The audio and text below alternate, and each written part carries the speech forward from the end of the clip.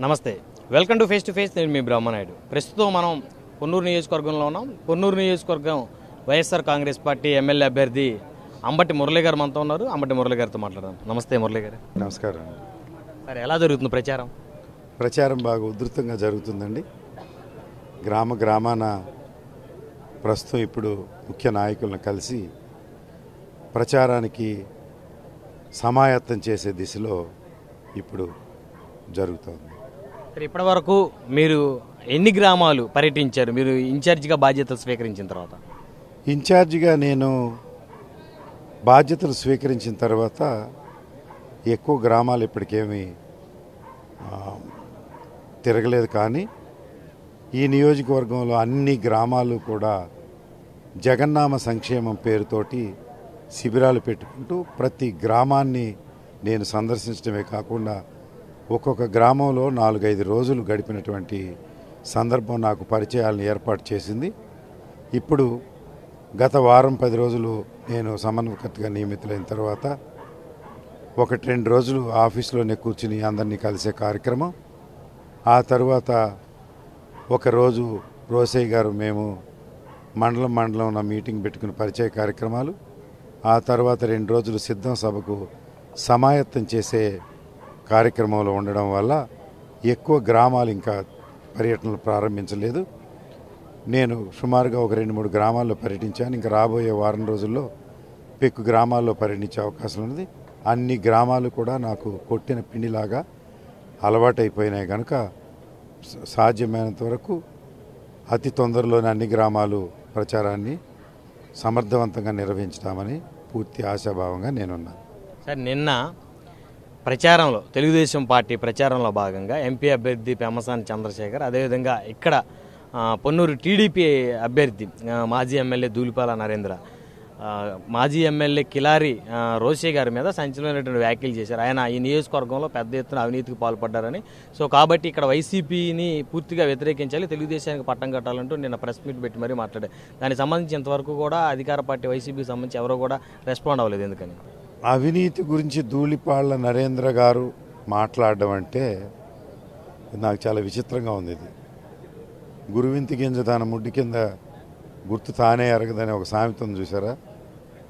ఈ 45 సంవత్సరాల పొన్నూరు చరిత్రలో సుమారుగా 35 సంవత్సరాలు వారి కుటుంబమే అధికారంలో ఉంది.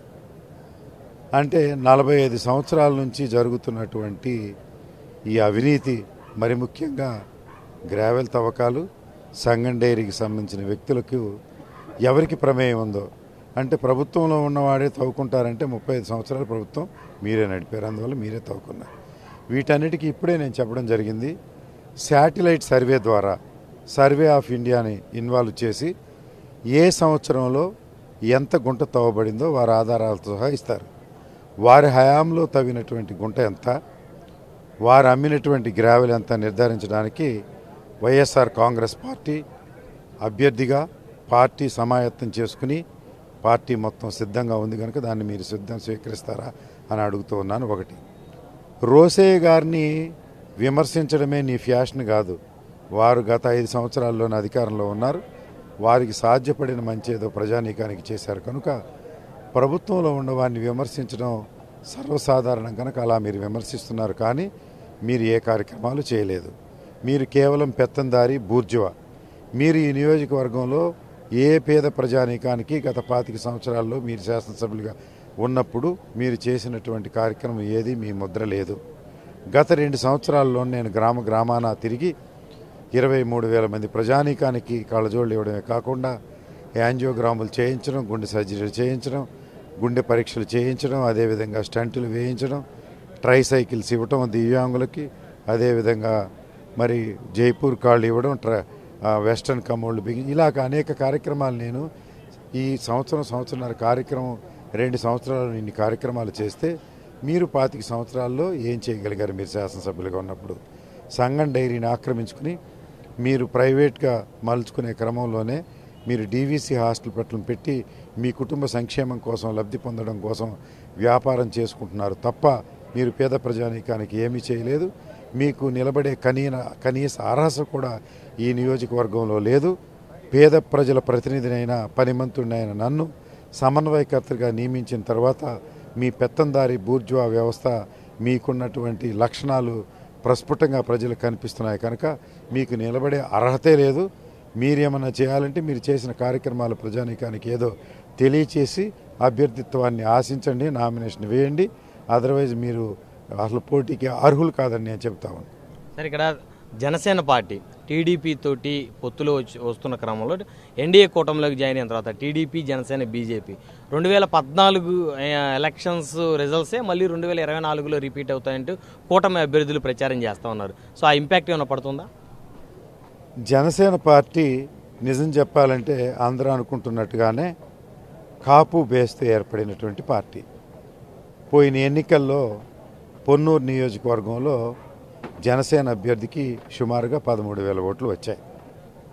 అదేవిధంగా ధూళిపాళ్ల నరేంద్ర గారికి కూడా పెక్కు గ్రామాల్లో, కాపు గ్రామాల్లో మెజారిటీ వచ్చింది.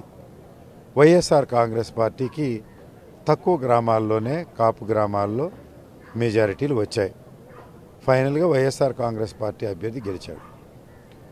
ఈ రోజున మారుతున్న డైమెన్షన్స్లో జనసేన పార్టీ వెళ్ళి తెలుగుదేశానికి మద్దతు ఇస్తూ ఉంది ఈ నియోజకవర్గంలో కూడా. అయితే 25 సంవత్సరాలు 30 సంవత్సరాల నుంచి ధూళిపాళ్ల నరేంద్రకి కాపు సామాజిక వర్గం ఓటు వేస్తూ ఉంది. ప్రత్యేకంగా జనసేన పార్టీతో వారు అలయన్స్ కట్టాల్సినటువంటి అవసరం లేదు. సరే, జనసేన పార్టీ కాపు వేస్తూ ఉంది, దాన్ని అలయన్స్ కడితే ఓట్లని నాకు వస్తాయి, నాకు అంత మెజారిటీ వస్తాను. ఇక్కడ ఎవరు చెవిలో పువ్వు పెట్టుకుని లేరు. మీరు అధికారంలో ఉన్నప్పుడు మీ సామాజిక వర్గానికి చెందిన వ్యక్తులకు, బూర్జువాలకు లబ్ధి చేకూర్చారు, కానీ కాపు సామాజిక వర్గానికి మీరు నలిపి కూడా ఏమీ సహాయం చేయలేదు. కాపు సామాజిక వర్గాన్ని పైకి తీసుకురావడానికి మీరు ఎక్కడా కూడా మీ ముద్ర కనిపించడం లేదు. అంతేకాకుండా మీరు కాపు సామాజిక వర్గానికి వ్యతిరేకులన్న భావన ప్రజానీకంలో ఉంది. రోసయ్య గారు విజయం సాధించినప్పుడు మీరు మీ ఇంట్లో కూర్చుని ఒక కాపు చేతిలో నేను ఓడిపోయానని మీరు వ్యాఖ్యానించారని, అక్కడ ఉన్నటువంటి కాపులు కొంతమంది లెగిసి వెళ్ళిపోయారనేటువంటి విషయం నా దృష్టికి వచ్చింది. అది వాస్తవం నమ్ముతున్నారా మీరు? అది వాస్తవని నేను నమ్ముతున్నా. ఎందుకంటే నేను పర్సనల్గా ఎంక్వైరీ చేసినప్పుడు దానికి రికార్డు ఏమి లేనప్పటికీ కూడా అక్కడ ఉన్నటువంటి కాపు సోదరులు చెప్పడం జరిగింది. అంటే ధూళిపాళ్ల నరేంద్ర గారు కాపు వ్యతిరేక అంటారా? 100కి 150 వారు కాపు వ్యతిరేకి. అంటే ప్రజాస్వామ్యం యొక్క అందమైన విషయం ఏంటంటే ఒక హరిజనుడి చేతిలో అగ్రకులం కూడా ఓడిపోతుంది, ఒక గిరిజనుడి కోతిలో భూస్వాములు కూడా ఓడిపోతారు. ప్రజాస్వామ్యంలో ఎవరైనా గెలవచ్చు. బాబు జగజీవన్ రామ్ ప్రజానాయకుడికి వెలుగొందాడు. అంబేద్కర్ రాసిన రాజ్యాంగం, ఆ రాజ్యాంగంలో వాళ్ళు ఆర్థిక పరిపుష్టి లేక ఎన్నికల ప్రక్రియలో వెనుకబడి ఉండొచ్చు, కానీ వారు విజయం సాధించినటువంటి అనేక సందర్భాలు ఉన్నాయి. రాబోయే రోజుల్లో అల్పసంఖ్యాక వర్గాలు, హరిజన గిరిజనులు, అదేవిధంగా ఆర్థికంగా వెనుకబడినటువంటి కాపు సామాజిక వర్గం ప్రస్ఫుటంగా విజయం సాధించే రోజు వస్తూ ఉంది. అలాంటి కాపు చేతిలో నువ్వు ఓడిపోతే అలా వ్యాఖ్యానించడం తప్పు. దాన్ని నువ్వు సరిదిద్దుకోవడం కోసం రోసయ్య గారికి ఏదో లీగల్ నోటీస్ ఇచ్చి చేతులు కడుక్కుందామని మీరు అనుకోవద్దు.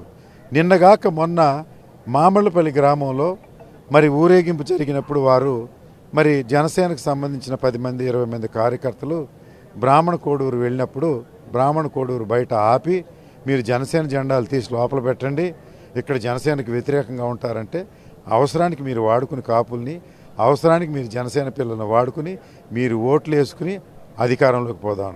నేను ఒక్క విషయాన్నే మీకు అడుగుతా ఉన్నా. మామనపల్లిలో నేను గ్రామంలో ఇల్లు కట్టుకున్నా. నా గ్రామంలో హరిజనుడు, గిరిజనుడు, అదేవిధంగా కాపు సోదరుడు వచ్చి నా పక్కన కూర్చొని మాట్లాడే అవకాశం, అర్హత, అవకాశం, సౌలభ్యాన్ని నేను కల్పిస్తున్నా.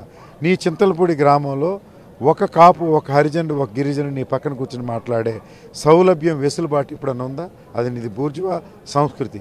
అందువల్ల నియోజకవర్గంలో ఉన్నటువంటి కాపు సోదరులు, మరి ముఖ్యంగా జనసేన సోదరులు ఇద్దరు ఇటీవల మరణించినప్పుడు, మా గ్రామంలో ఉన్నటువంటి శంకర్ మరణించినప్పుడు కానీ, లేకుంటే చేబ్రోల్లో ఉన్నటువంటి గోపీకృష్ణ మరణించినప్పుడు కానీ నేనే ఆర్థికంగా వారికి వెన్నుదన్నుగా ఉన్నాను. వారిని హక్కును చేర్చుకున్నాను. జనసేన కుటుంబాలని నేను భరోసా ఇచ్చి వారిని సాగటానికి సిద్ధంగా ఉన్నాను. ఈ నియోజకవర్గంలో ఉన్నటువంటి జనసేన యూత్కి నేను ఒకటే పిలుపు, నేను మీ వ్యతిరేకం కాదు. మిమ్మల్ని అందరినీ ఫ్యూచర్లో సాకటానికి నేను సిద్ధంగా ఉన్నాను. మీతో నేను వేగటానికి సిద్ధంగా ఉన్నాను. మిమ్మల్ని కలివిడిగా నాతో కలిపిపెట్టి తీసుకుని వెళ్ళటానికి సిద్ధంగా ఉన్నాను. పవన్ కళ్యాణ్ మీ కులస్తుడు అయినప్పటికీ కూడా అతను ఈ నియోజకవర్గం వచ్చి పెత్తనం చేసే పరిస్థితి లేదు. కేవలం ధూళిపాళ నరేంద్ర చేతిలో మళ్ళీ తీసుకువెళ్ళి ఈ పెత్తనాన్ని పెట్టొద్దు. మీ కుల ప్రతిష్ట పెరిగేటట్టుకు కాపు కుల ప్రతిష్ట పెరిగే విధంగా ఇప్పటికే నేను వ్యవహరించాను. పెక్కు గ్రామాల్లో మీ కులస్తుడు శిబిరాలు పెట్టి అన్ని కులాలను సమానంగా సంక్షేమ కార్యక్రమాలు, ఇందాక నేను చెప్పినటువంటి పలు సంక్షేమ కార్యక్రమాలు నేను నిర్వహించాను.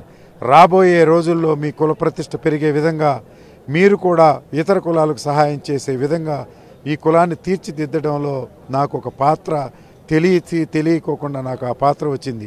జగన్మోహన్ రెడ్డి గారి స్ఫూర్తితోటి జగన్మోహన్ రెడ్డి గారి సంక్షేమ కార్యక్రమాలు అనుసంధానం చేసుకుంటూ నేను సైతం కొన్ని కార్యక్రమాలని అమలుపరుచుకుంటూ కాపు కుల ప్రతిష్ట జరిగే విధంగా నేను ఉంటుంది కనుక కాపు కుల వ్యతిరేకి ధూళిపాళ నరేంద్రకు దయచేసి ఈసారి మీరు దూరంగా పెట్టండి. నన్ను హక్కును చేర్చుకోండి. మీ తల్లో నాలుకలాగా మీతో మమేకమై ఇతర కులాలకు సమానంగా మిమ్మల్ని కూడా నేను అన్ని కార్యక్రమాలు తీసుకొని మీకు మేలు చేస్తా అని నేను సవినయంగా మీకు మనవి చేస్తాను. ఇక్కడ అంబటి మురళి గారు, ప్రధానంగా ఉమ్మడి గుంటూరు జిల్లాలో టీడీపీ, జనసేన, బీజేపీ కూటమిలో కేవలం ఒక్క కన్నా లక్ష్మీనారాయణ గారికి మాత్రమే సత్తెనపల్లిలో కాపు సామాజిక వర్గానికి చెందిన అభ్యర్థికి ఎమ్మెల్యేగా పోటీ చేసే అవకాశం కల్పించారు. కానీ వైఎస్ఆర్ కాంగ్రెస్ పార్టీ ఇటు బీసీలు కల్పించింది, అదేవిధంగా కాపులు కూడా కల్పించింది. సో దీన్ని కంపేర్ చేసి ఎలా చెప్తారు? వైఎస్ఆర్ కాంగ్రెస్ పార్టీ ఇప్పటికే 4 సీట్లు కాపులకు ఇవ్వడం జరిగింది. ఉమ్మడి గుంటూరు జిల్లాలో చిలకలూరుపేట అనండి, సత్తెనపల్లి అనండి, గుంటూరు పార్లమెంట్ అనండి, అదేవిధంగా మన పొన్నూరు నియోజకవర్గం. మీరే చెబుతున్నారు ఇప్పటివరకు కన్నా లక్ష్మీనారాయణ గారు ఒక్కరికే వారిచ్చారని. కాపు సామాజిక వర్గం పట్ల తెలుగుదేశం పార్టీకి ప్రేమ లేదు. కాపు సామాజిక వర్గంకున్న ఓటుని వారు ట్రాన్స్ఫర్ చేసుకోవడం ద్వారా లబ్ధి పొంది బయట పారేయాలని 24 సీట్లు అంటే నేనేమంటున్నానంటే పొత్తు అంటే ఏమిటండి? నేను సమానంగా చెరు సమాన అవకాశాలు. సరే, తెలుగుదేశం పార్టీ కొద్దిగా పెద్దదన్నారు, జనసేన పార్టీ కొద్దిగా చిన్నదన్నారు. ఒక 10 సీట్ల తేడాతో మీరు పోటీ చేయాలి. అదేవిధంగా వారి సీట్లు పంపకంలో నాకు పెద్ద ప్రమేయం లేదు. కానీ ఏదన్నా కొద్దిగా మీరు భిక్ష వేసినట్లు 24 అన్నారు, మళ్ళీ దాంట్లో ఒక ముద్ద వెనక్కి తీసుకున్నారు, 21 సీట్లు అన్నారు. అధికారం సగం పవన్ కళ్యాణ్కి ఇస్తారంటే ఎవరంట? అయితే లోకేష్ అవుతాడంట, లేకపోతే చంద్రబాబు నాయుడు ముఖ్యమంత్రి అవుతారంట. బీజేపీ వాళ్ళు కూడా అంతే, వాళ్ళకు కూడా ఏదో 4 ఎంపీ సీట్లు, 5, 6, 10 ఎంపీ బీజేపీ సీట్లు ఇచ్చి అందరినీ వాడుకుని మళ్ళీ తిరిగి మీరు అధికారంలోకి రావడానికి ఒక కరివేపాకులాగా మిగతా పార్టీల్ని, మరి ముఖ్యంగా జనసేన పార్టీని, కాపుల్ని తెలుగుదేశం వాడుకోవటానికి ప్రయత్నం చేస్తోంది. జగన్మోహన్ రెడ్డి గారికే నిష్కల్మషమైనటువంటి ప్రేమ కాపు మీద ఉంది కనుక ఉమ్మడి గుంటూరు జిల్లాలో 4 సీట్లు వచ్చింది. అతి పెద్ద సామాజికంగా పెద్ద భూస్వామి అయినటువంటి బూర్జువా అయినటువంటి వ్యక్తి మీద నన్ను కాపు సామాజిక వర్గానికి చెందిన నన్ను పోటీ పెట్టడమే వారి విధానాలు ఎంత స్పష్టంగా ఉన్నాయో అర్థమవుతుంది. అందువల్ల గుంటూరు జిల్లాలో రాష్ట్రంలో ఉన్నటువంటి కాపు సామాజిక వర్గం మొత్తం కూడా వైఎస్ఆర్ కాంగ్రెస్ పార్టీకి అనుకూలంగా ఓటు వేయబడుతుంది. మీరు ఫైనల్ దశ మరి అభ్యర్థుల ప్రకటించేసి నామినేషన్ అయిన తర్వాత వైఎస్ఆర్ కాంగ్రెస్ పార్టీ ఎన్ని సీట్లు ఇచ్చింది, తెలుగుదేశం ఎన్ని సీట్లు ఇచ్చింది కాపు సామాజిక వర్గానికి సుస్పష్టంగా మీకు తెలుస్తాయి. కనుక కాపు సామాజిక వర్గం దయచేసి జగన్మోహన్ రెడ్డి గారికి ఈసారి మద్దతుగా ఉందాం. మీకు పొన్నూరు నియోజకవర్గానికి సంబంధించి ఏ పని ఉన్నప్పటికీ ఫోన్ చేస్తే పలికే మీ సామాజిక వర్గ వ్యక్తిని మీరు దయచేసి దూరం చేసుకోవద్దు. ఒక్కసారి విజయాన్ని చేకూర్చండి. చిరస్థాయిగా ఈ కాపు సామాజిక వర్గం కీర్తి ప్రతిష్టలు పొన్నూరు నియోజకవర్గంలో ఇనుమడింపు చేసే విధంగా నేను ప్రవర్తిస్తానని మీ అందరికీ సవినయంగా మనవి చేస్తున్నాను. ధన్యవాదాలు అంబటి మురళి గారు. మరి ఇది చూశారు కదా, ఉమ్మడి గుంటూరు జిల్లాలో కేవలం తెలుగుదేశం, జనసేన, బీజేపీ కూటమి ఒక ప్రధానమైనటువంటి సామాజిక వర్గానికి ఎమ్మెల్యే టికెట్లను కేటాయిస్తూ మిగతా సామాజిక వర్గాలని చిన్నచూపు చూస్తుందని చెప్తా ఉన్నారు పొన్నూరు నియోజకవర్గ వైఎస్ఆర్ కాంగ్రెస్ పార్టీ ఎమ్మెల్యే అభ్యర్థి అంబటి మురళీకృష్ణ గారు.